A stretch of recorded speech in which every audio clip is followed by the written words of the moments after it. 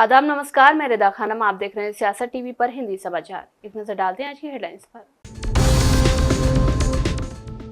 राहुल गांधी ने अमेरिका में ऐसा क्या कह दिया, भड़क गए गृह मंत्री अमित शाह, बोले कोई छू भी नहीं सकता।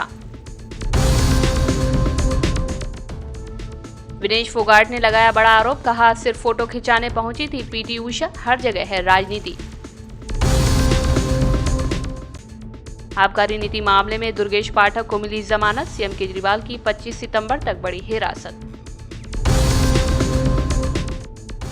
खत्म हुआ सस्पेंस, अपर्णा यादव का बदला मन, संभाली अपनी नई जिम्मेदारी। प्रेसिडेंशियल डिबेट में गूंजा रूस यूक्रेन जंग का मुद्दा, हैरिस ने कहा कि पुतिन है तानाशाह, ट्रंप को लंच में खा जाएंगे। अब समाचार विस्तार से। कांग्रेस के नेता राहुल गांधी की ओर से अमेरिका में दिए जा रहे बयानों पर भाजपा का हमला जारी है। पार्टी की तरफ से कई बड़े नेता राहुल गांधी के बयानों की आलोचना कर चुके हैं। अब इसी कड़ी में केंद्रीय गृह मंत्री अमित शाह ने राहुल गांधी पर हमला बोला है। अमित शाह ने आज सोशल मीडिया प्लेटफॉर्म एक्स पर लिखा कि देश विरोधी बातें करना और देश को तोड़ने वाली ताकतों के साथ खड़े होना राहुल गांधी और कांग्रेस पार्टी की आदत सी बन गई है। चाहे जम्मू कश्मीर में जेकेएनसी के देश विरोधी और आरक्षण विरोधी एजेंडे का समर्थन करना हो या फिर विदेशी मंचों पर भारत विरोधी बातें करनी हो, राहुल गांधी ने देश की सुरक्षा और भावना को हमेशा आहत किया है। अमित शाह ने आगे लिखा है कि भाषा से भाषा, क्षेत्र से क्षेत्र और धर्म से धर्म में भेदभाव लाने की बात करना राहुल गांधी की विभाजनकारी सोच को दर्शाता है। राहुल गांधी ने देश से आरक्षण को समाप्त करने की बात कहकर कांग्रेस का आरक्षण विरोधी चेहरा एक बार फिर से देश के सामने लाने का काम किया है। मन में पड़े विचार और सोच किसी न किसी माध्यम से बाहर आई जाती है। मैं राहुल गांधी को बताना चाहता हूं कि जब तक भाजपा है, आरक्षण को कोई छू भी नहीं सकता और देश की एकता के साथ कोई खिलवाड़ नहीं कर सकता है। जम्मू कश्मीर में कांग्रेस नेता और डूरू निर्वाचन क्षेत्र से उम्मीदवार गुलाम अहमद मीर ने कहा कि मुझे लगता है कि लोग चुनाव के बारे में शिक्षित हैं। यहाँ 10 साल बाद विधानसभा चुनाव हो रहे हैं। हर कोई इस बारे में गंभीरता से सोच रहा है कि चुनाव 10 साल में क्यों नहीं हुए।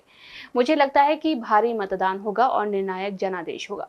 उन्होंने कहा कि नेशनल कॉन्फ्रेंस और कांग्रेस का संयोजन ऐसा है जो राज्य को सही रास्ते पर ले जाएगा। चुनाव में चुटपुट तो होता है, कहीं सेपरेटली इंसिडेंट्स होते हैं, मगर मेरे ख्याल से जनता कंप्लीटली एजुकेटेड है आज के चुनाव के बारे में।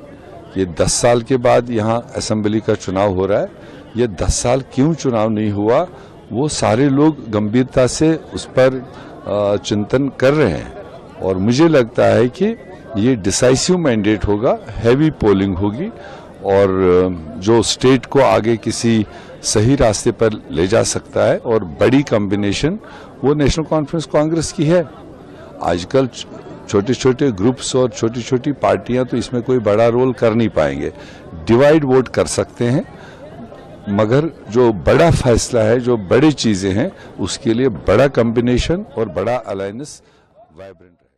विनेश फोगाट ने पीटी उषा पर बड़ा आरोप लगाया है। उन्होंने कहा है कि पीटी उषा पेरिस ओलंपिक 2024 के दौरान ओवरवेट मामले के बाद सिर्फ फोटो खिंचाने पहुंची थी। विनेश ने कहा कि उन्हें किसी भी तरह की मदद नहीं मिली। विनेश ने हाल ही में कांग्रेस ज्वाइन की है। वे हरियाणा विधानसभा चुनाव में जुलाना सीट से चुनाव लड़ेंगी। विनेश ने हाल ही में एक इंटरव्यू में कहा है कि हर जगह राजनीति है। पेरिस ओलंपिक्स में उन्हें दिक्कत का सामना करना पड़ा। दरअसल पेरिस ओलंपिक 2024 में विनेश फोगाट मेडल जीतने से चूक गई थी। उन्होंने सिल्वर मेडल पक्का कर लिया था, लेकिन गोल्ड मेडल के मैच से ठीक पहले उनका वजन 100 ग्राम ज्यादा पाया गया। विनेश ओवरवेट होने की वजह से डिस्क्वालीफाई हो गई। इसके बाद उन्होंने मेडल के लिए अपील भी की थी, लेकिन अपील भी खारिज हो गई। विनेश इस मामले के बाद बुरी तरह से टूट गई थी। भारतीय ओलंपिक संघ की अध्यक्ष पीटी उषा विनेश से मिलने पहुंची थी। इन दोनों की फोटो सोशल मीडिया पर दिखी थी। विनेश ने अब पीटी उषा पर आरोप लगाया। उन्होंने एक यूट्यूब चैनल को इंटरव्यू दिया। विनेश ने कहा है कि मैं हॉस्पिटल में थी, पीटी उषा मैम आई थी। उन्होंने एक फोटो क्लिक करवाई, लेकिन कोई बात नहीं की। मुझे तो नहीं पता कि मुझे क्या सपोर्ट मिला। वहां पर भी राजनीति हुई। हर जगह राजनीति है। आपने बिना बताए फोटो क्लिक और सिर्फ दुनिया को दिखाने के लिए ये सब किया है। साथ ही आपको बता दें कि विनेश फोगाट और बजरंग पुनिया ने हाल ही में कांग्रेस ज्वाइन की थी। विनेश फोगाट चुनाव लड़ेंगे, लेकिन बजरंग को टिकट नहीं दिया गया है। ये दोनों ही जंतर मंतर पर धरने के बाद काफी चर्चा में आए थे। विनेश और बजरंग के साथ साथ साक्षी मलिक ने भी बृजभूषण शरण सिंह पर गंभीर आरोप लगाए थे। दिल्ली की स्पेशल एनआईए कोर्ट ने टेरर फंडिंग मामले में सांसद रशीद इंजीनियर को अंतरिम जमानत दे दी है।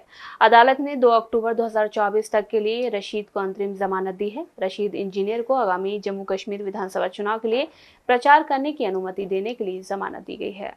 जम्मू कश्मीर विधानसभा चुनाव में प्रचार करने के लिए अंतरिम जमानत का अनुरोध करते हुए रशीद ने अदालत में याचिका दायर की थी।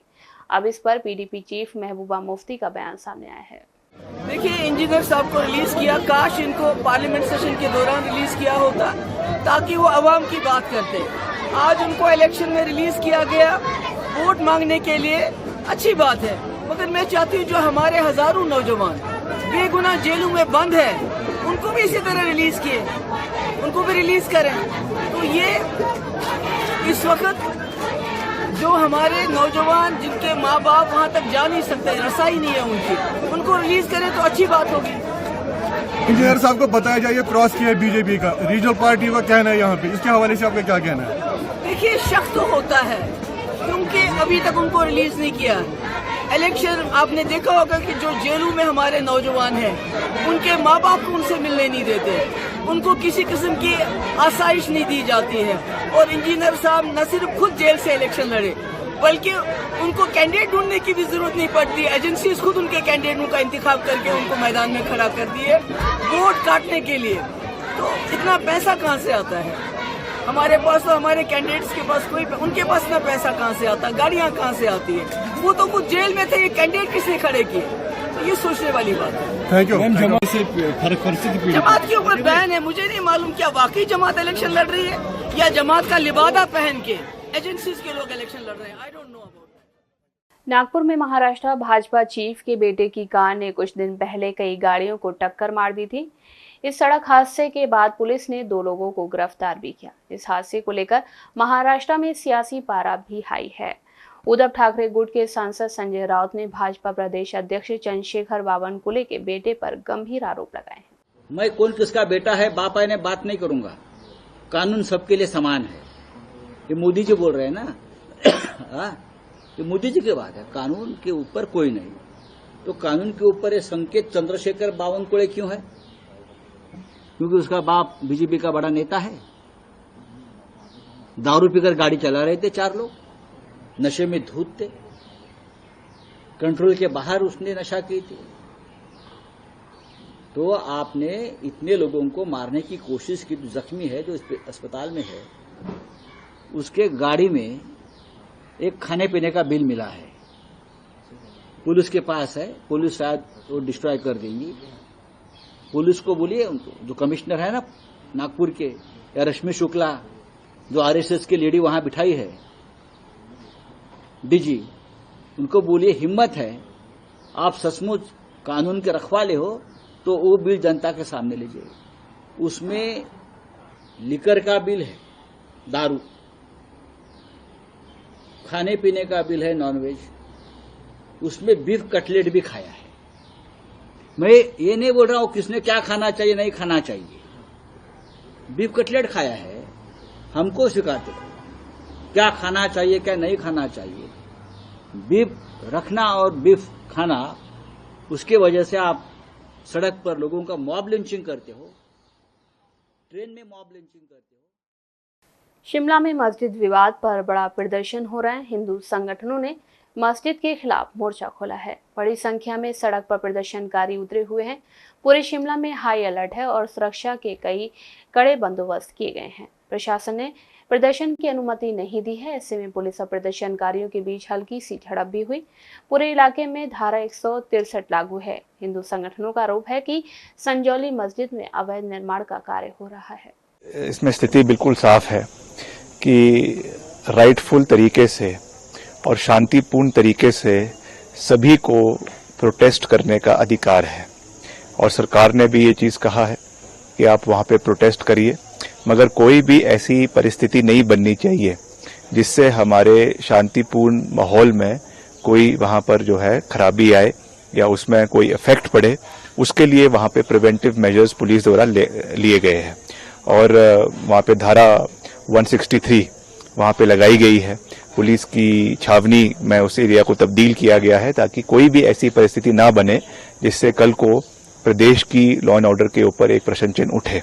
बाकी जहां तक उस अवैध भवन के निर्माण की बात है, उस पे क्योंकि वो मैटर सब जुडिस है, म्यूनिसिपल कमिश्नर के कोर्ट में है, वहां पे उसकी हियरिंग होगी, तो उसके बाद निर्णय सरकार लेगी। और हमने बिल्कुल साफ तरीके से कहा है कि अगर वो अवैध। हरियाणा में विधानसभा चुनाव को लेकर गहमागहमी के बीच पूर्व मुख्यमंत्री और कांग्रेस के वरिष्ठ नेता भूपेंद्र सिंह हुड्डा ने बड़ा दावा किया है। उन्होंने नामांकन दाखिल करने से पहले कहा कि जनसेवा के लिए राजनीति में आए हैं। हरियाणा की जनता कांग्रेस की सरकार के लिए मन बना चुकी है। भाजपा जा रही है, कांग्रेस आ रही है।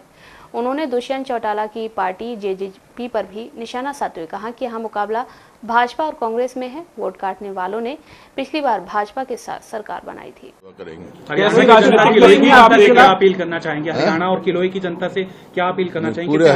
पूरे हरियाणा की जनता को है कि मैं सारे हरियाणा में घुमा हूँ। हरियाणा में 36 बिरादरी बना चुकी है। अब की बार कांग्रेस की सरकार। कैसी तस्वीर आप देख रहे हैं सर? 8 तारीख को कैसी तस्वीर आप आज देख रहे हैं? भाजपा जा रही है, कांग्रेस आ रही है। सर, ने आपके खिलाफ जो एक महिला कैंडिडेट को खड़ा किया है, जिसके पति पर जो है अपराधी कई मामले दर्ज हैं। देखिए, मैं कोई व्यक्तिगत उसमें जाता, सबका अधिकार है, प्रजातंत्र है, कोई भी। सर, आमने सामने का मुकाबला आप देख रहे हैं कि 5 तरफा मुकाबला आप देख रहे हैं? आमने सामने का मुकाबला है, चूंकि जेजेपी भी है अलायंस के अंदर। ऐसा है, लोगों ने लोकसभा के चुनाव में दिखा दिया मुकाबला कांग्रेस का और बीजेपी का है। वोट काटों को कोई वोट देने वाला नहीं है। सीटों पे पिछली बार वोट काटों को दी थी वोट, तो उन्होंने मिलकर सरकार बनाई और 5 साल इस हरियाणा को बर्बाद कर दिया। सर, 49 सीटों पर अभी भी कांग्रेस की लिस्ट आनी बाकी है। आ जाएगी, कहीं नहीं अटकी। बची है क्या आम आदमी पार्टी के साथ? कोई अलायंस की कोई गुंजाइश बची? आप लोग आपकी सीट पे भी कैंडिडेट उतार? नहीं, हमने तो प्रयास किया।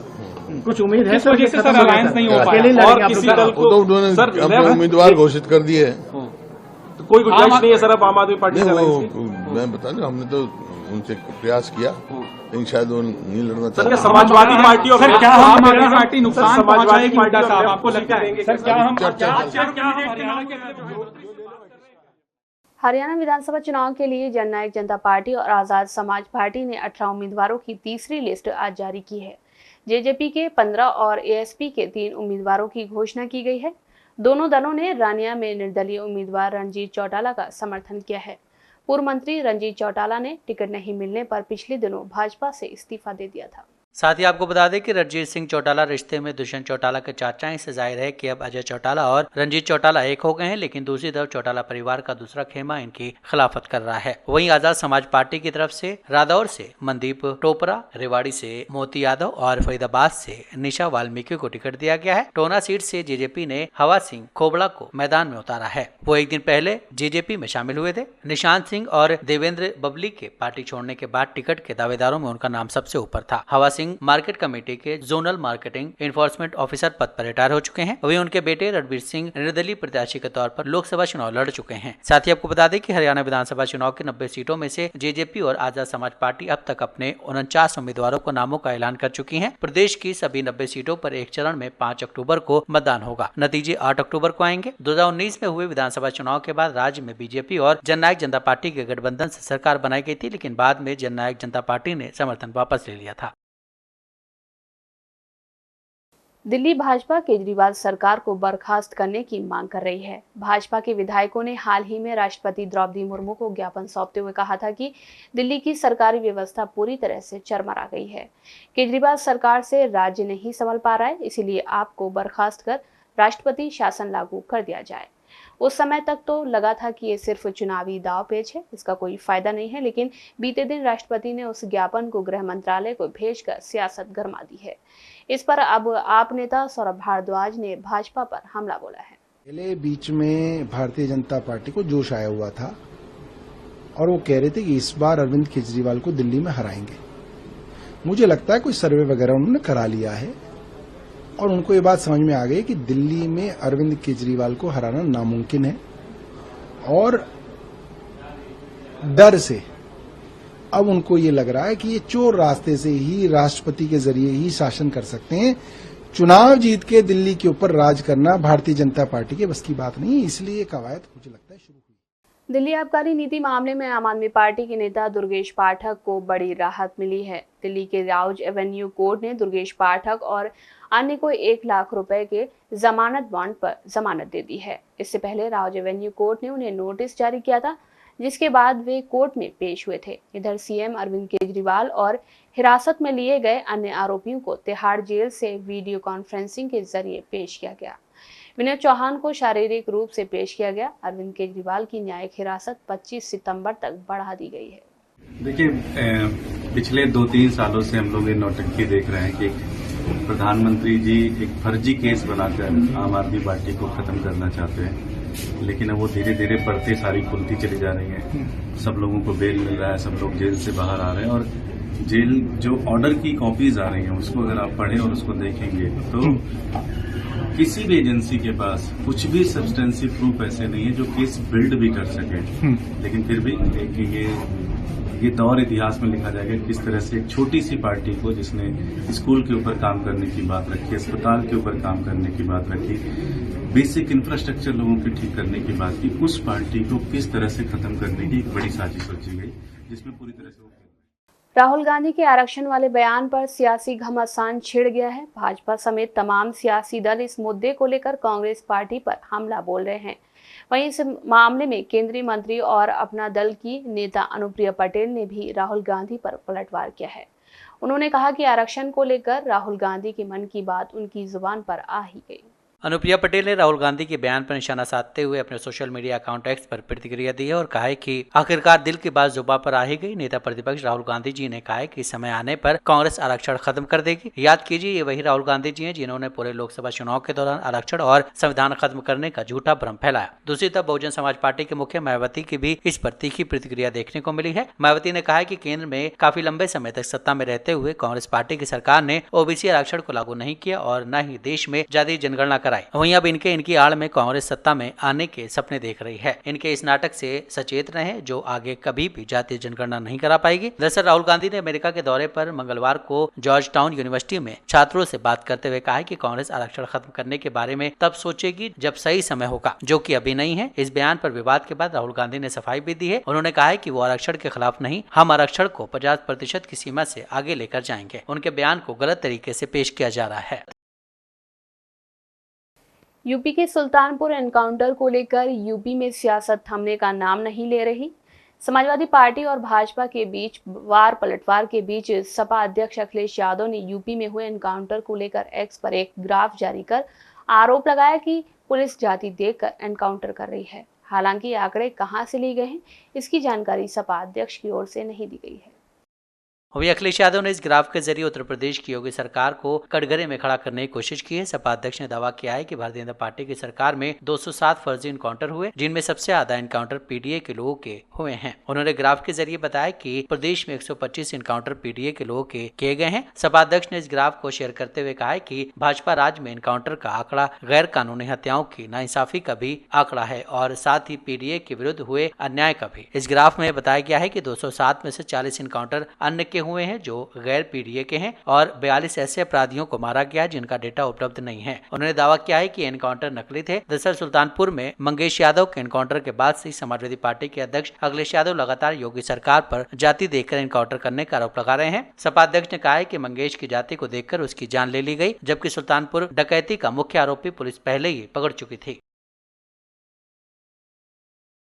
समाजवादी पार्टी संस्थापक मुलायम सिंह यादव की छोटी बहू अपर्णा यादव ने अपना पद संभाल लिया है। अपर्णा यादव ने पद संभालते ही बीते करीब 1 सप्ताह से चली आ रही अटकलों पर अब विराम लगा दिया है।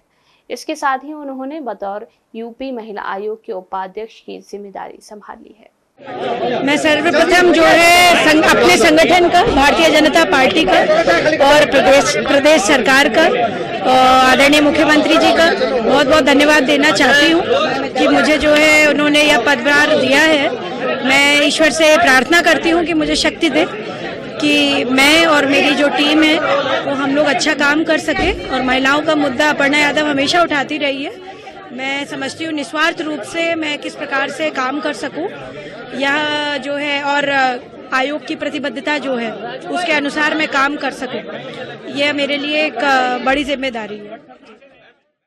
अमेरिका दौरे पर गए कांग्रेस सांसद राहुल गांधी ने आरएसएस व भाजपा की आलोचना की। इस पर भाजपा हमलावर हो गई है। यूपी के पूर्व डिप्टी सीएम और भाजपा के राज्यसभा सांसद दिनेश शर्मा ने कहा कि राहुल गांधी की विदेशी मानसिकता खत्म नहीं हो रही है, उनका मूल गुण प्रकट हो रहा है। वो जब भी बाहर जाते हैं तो भारत को गाली देते हैं। उनको अटल जी जैसे लोगों से सीख लेनी चाहिए, जो विपक्ष में रहते हुए भी विदेश में देश की तारीफ करते थे। अमेरिका में जाकर ये कहना है कि दुनिया में सबसे ज्यादा बेरोजगारी भारत में है, गलत है। आदरणीय राहुल जी का विदेशी पोषित मानसिकता का जो जिन्न है वो समय समय पर विदेश जाने पर उनके अंतर्मन से निकल पड़ता है। उनका चाइना प्रेम, उनका अमेरिका प्रेम, उनका इटली प्रेम या उनका वो स्वाभाविक प्रक्रिया है, उनके रग रग में वो व्याप्त है। और जिस प्रकार से उन्होंने चाइना की तारीफ करी है, आश्चर्य होता है कि चाइना हमसे इस समय जो हमारी ग्रोथ रेट है भारत की वो चाइना से कहीं ज्यादा है, जो हमारी ग्रोथ रेट है वो अमेरिका से कहीं ज्यादा है। और हम आज जिस तेजी से आगे बढ़े हैं, जब राहुल जी की सरकार थी तो 11वें स्थान पे हमारी अर्थव्यवस्था थी, आज वो तीसरे स्थान की तरफ बढ़ने की तरफ चल रही है, 5वें स्थान पे हम पहुंच गए। तो वो इसकी तुलना विदेश में जाने के बजाय कि भारत आज मजबूत बन रहा है, अमेरिका के राष्ट्रपति को कहना पड़ रहा है कि हिंदुस्तानियों से बच के रहो, कहीं ये हमारे यहां का रोजगार न छीन ले जाए भारत के नौजवान।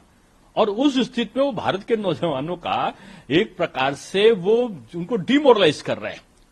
चाइना के बारे में बोलते हैं, चाइना के बारे में कहते हो कि लद्दाख चीन जो है वो दिल्ली से ज्यादा जमीन ले गया। ये आप अपनी पूज्य दादी मां के पूज्य पापा जी से जो उन्होंने किया है उसका विश्लेषण करो।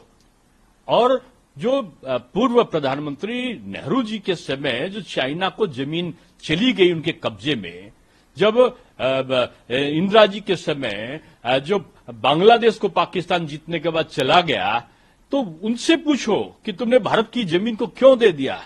दो बार आपने बंटवारे किए। चाइना से आप हार गए, फिर भी हिंदी चीनी भाई भाई करते रहे, वो कांग्रेस की मानसिकता है। आप आरक्षण की बात करते हो, आरक्षण लागू करना चाहते थे बाबा साहब, तो उनको दो बार नेहरू जी ने हरवा दिया, कांग्रेस ने हरवा दिया। और मुंबई में तो उनको 14,000 से जान के हरवाया, जबकि 78,000 वोटों को इनवैलिड कर दिया जो महाराष्ट्र से। तो आपने बाबा साहब को मंत्री नहीं बनने दिया। जब अवसर आया, जगजीवन राम ऐसा पॉपुलर व्यक्ति जो पूरे भारतवर्ष में सर्वमान्य था, आपने उनको प्रधानमंत्री नहीं बनाया। तब दलित प्रेम आपका कहां चला गया। डोनाल्ड ट्रंप और कमला हैरिस के बीच पेंसिल्वेनिया के नेशनल कॉन्स्टिट्यूशन सेंटर में चल रही अमेरिकी प्रेसिडेंशियल डिबेट समाप्त हो गई है। डिबेट के दौरान रूस यूक्रेन युद्ध का मुद्दा भी उठा। डोनाल्ड ट्रंप ने जब राष्ट्रपति के रूस में जो बाइडेन को निशाने पर लिया तो कमला हैरिस की तरफ से तगड़ा पलटवार आया। कमला हैरिस ने ट्रंप को याद दिलाते हुए कहा कि आपको ध्यान होना चाहिए कि आप जो बाइडेन नहीं बल्कि मेरे खिलाफ चुनाव लड़ रहे हैं। यूक्रेन युद्ध पर बोलते हुए कमला हैरिस ने कहा है कि हमारे नाटो सहयोगी इस बात से काफी खुश हैं कि आप इस समय अमेरिका के राष्ट्रपति नहीं हैं, वरना रूसी राष्ट्रपति कीव में बैठे होते और उनकी नजर बाकी यूरोप पर होती। कमला हैरिस ने आगे कहा है कि पुतिन एक तानाशाह है और आपको तो वो लंच में खा जाएंगे। इसके बाद ट्रंप ने कमला हैरिस को अमेरिका के इतिहास का सबसे खराब उपराष्ट्रपति बताया। ट्रंप ने कहा है कि कमला हैरिस रूस और यूक्रेन के बीच बातचीत करके युद्ध रोकने में विफल रही है। दूसरी तरफ जब ट्रंप से पूछा गया कि रूस यूक्रेन के बीच जारी जंग में आप किसे जीतते हुए देखना चाहते हैं, इसका जवाब देते हुए ट्रंप ने कहा है कि वो चाहते हैं कि ये युद्ध रुक जाए। इसके साथ ही डोनाल्ड ट्रंप ने यूक्रेन युद्ध के दौरान अमेरिका पर बढ़ने वाले बोझ की चर्चा की है। उन्होंने कहा है कि अमेरिका पर पड़ने वाली लागत यूरोप की अपेक्षा बहुत अधिक है। हिंदी समाचार बस यहीं समाप्त होता है। मुझे दें इजाजत। बाकी खबरों के लिए बने रहें सियासत टीवी के साथ।